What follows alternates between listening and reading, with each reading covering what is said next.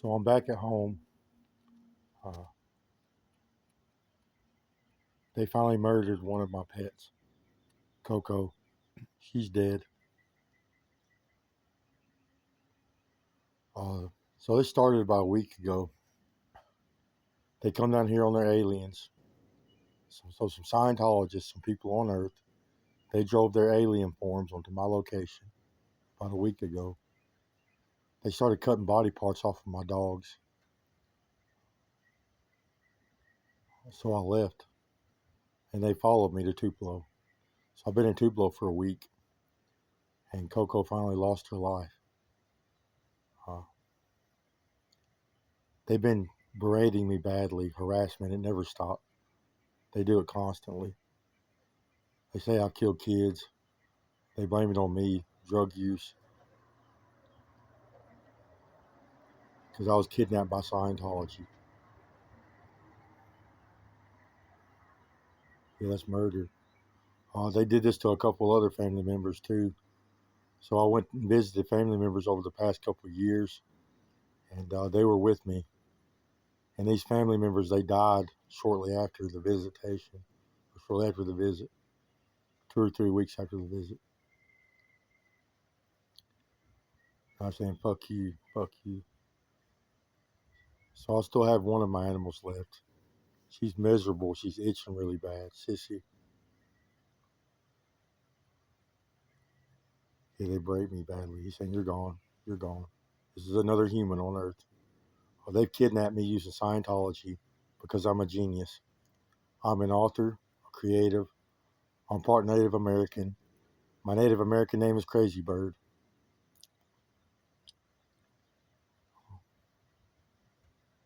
I write literature, create ideas. So I was kidnapped by Scientology. They have the ability to read minds, to mind merge with people.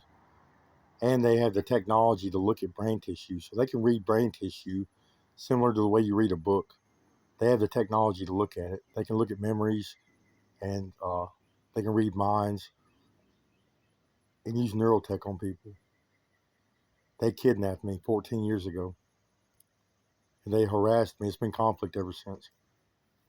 So over the past 5 years, so they stole intellectual property over the past decade. It's kind of like a think tank. There's a bunch of people thinking together. A lot of authors and stuff are also in Scientology. They stole a lot of my intellectual property. And then these Scientologists, they want to harvest body parts too. So body parts are valuable commodities to these Scientologists. They harvest body parts. They harvest souls. They cut body parts off of people for various reasons. They need donor body parts for transplants. They need it for surrogate making purposes. So this technology that gives them the ability to drive aliens, it also gives them the ability to drive your biology as well. They can cut your soul off and drive that also. Yeah, they blame it all on me.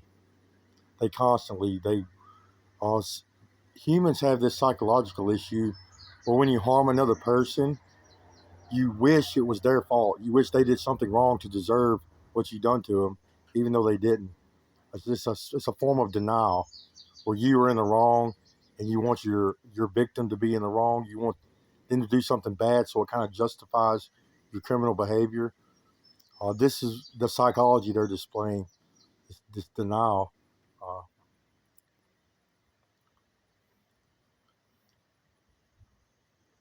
yeah, they're doing horrible things to our biology. So stealing souls, it also, you, in a way, you control that person's experience. A person can get stuck on that biology. Then there's entanglement. So our third dimension is entangled to our extra dimensional biology. And if you take a piece of that extra dimensional biology, you're still in that biology no matter where you go. So you can take it to a remote location and do things to it, like electrocute it or stimulate it or do things to it. And the owner of that biology will have to experience it even after death. And they've just been claiming they're going to assault Coco's biology. They're going to try to put her in hell. We got people working against it, trying to make it not happen. And this whole event uh, it's incited violence or violent behavior. There's been terrorist behavior because of this. Scientologists, they torture and rape people and murder people, and it causes chaos.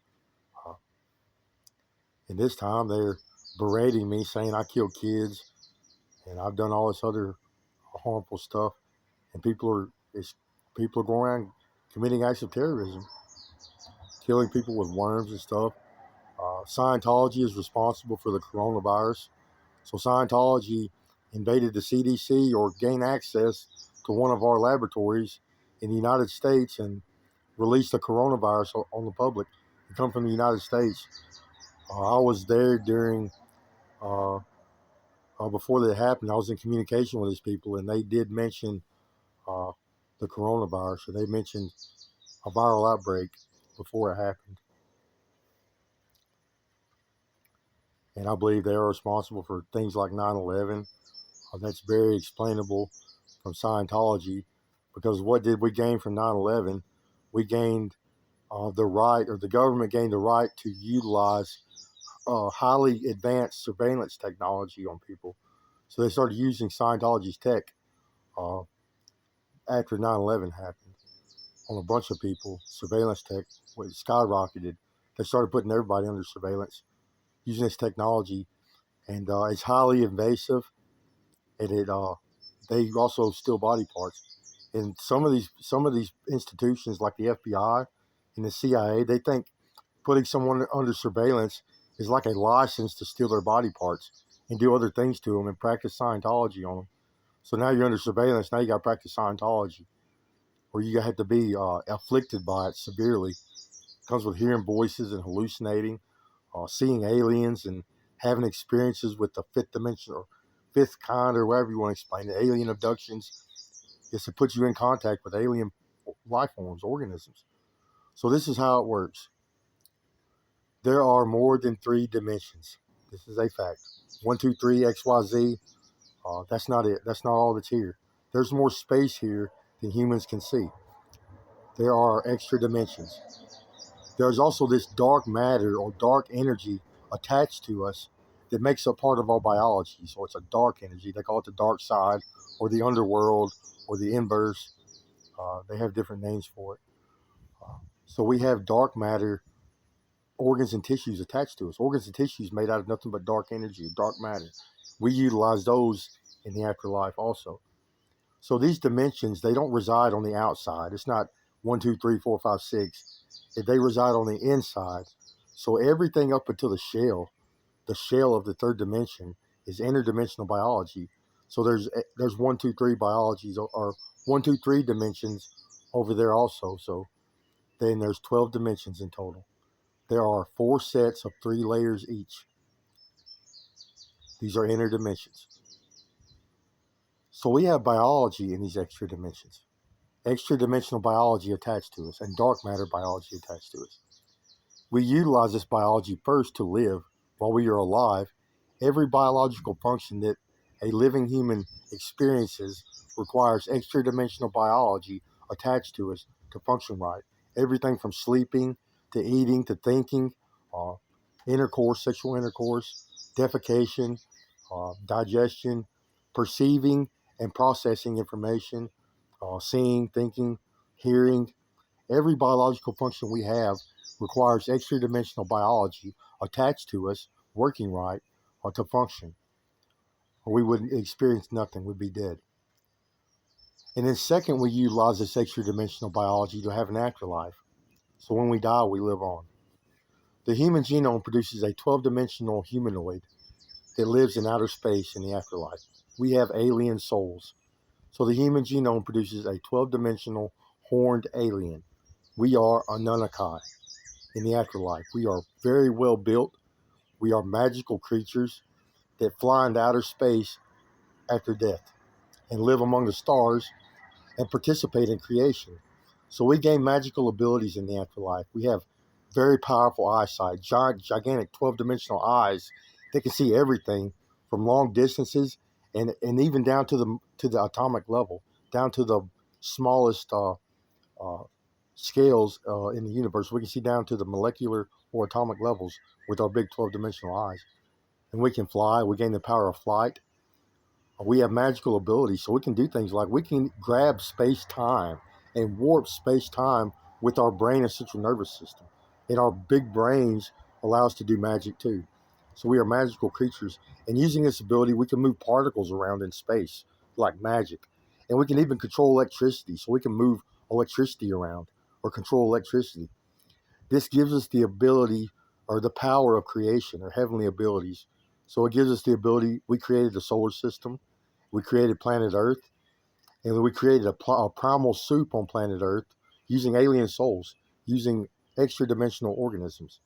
This is how humans created themselves. Uh, and we created, time travel. Time travel is possible in the afterlife. So we traveled back in time, created the solar system, planet Earth. We created a primordial soup.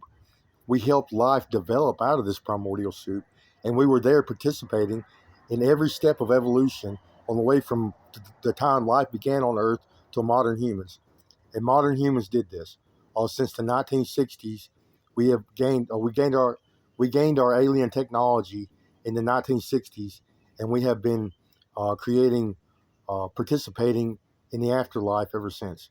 And the people that are among the living are among the most powerful and the biggest organisms in the universe. So the biggest aliens in existence are alive today on planet Earth, and they are massive, gigantic creatures or gigantic organisms in the upper dimensions. They're about 40 to 50 years old. There are some that's been there since the 60s. They are gigantic too. But the ones that are in power, the ones that are most powerful, they are alive today. They have been cut. They've been cleaved. So they're practicing Scientology. They cut their souls off. They use technology and techniques to modify or turn their upper dimensions, their removed upper dimensions, into vehicles, big biologies in which they can drive around remote controlledly from a remote location. They can drive them around our environment. Yet they killed my animals. They took Coco. They also damaged me greatly. So yesterday they removed brain tissue. They knocked me for a loop. They took thalamus tissue, and they took the frontal lobe, thalamus, and then the area behind my thalamus, part of my inner brain. They took that out. It has definitely affected my cognitive abilities. I have reduced ability to think. Yesterday I got sick. I was dizzy, and they hit me in the stomach at the same time. I threw up a bunch. I laid down and nearly passed out. I laid down for quite a while. I finally ate something. I started feeling a little bit better. I still haven't recovered fully. It's definitely brain damage, and it has affected my ability to think. So good news is I got some money. I'll check back in later.